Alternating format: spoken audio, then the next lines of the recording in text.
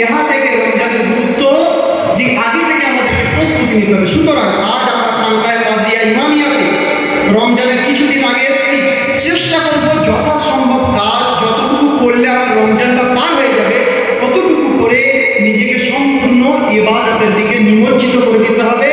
আল্লাহর রহমত যে অফার, পরকালের যে ব্যাংক ব্যালেন্স, সেটাকে মোটা করে নিতে হবে। আল্লাহ তাবারাক ওয়া তাআলা আমাদের সকলকে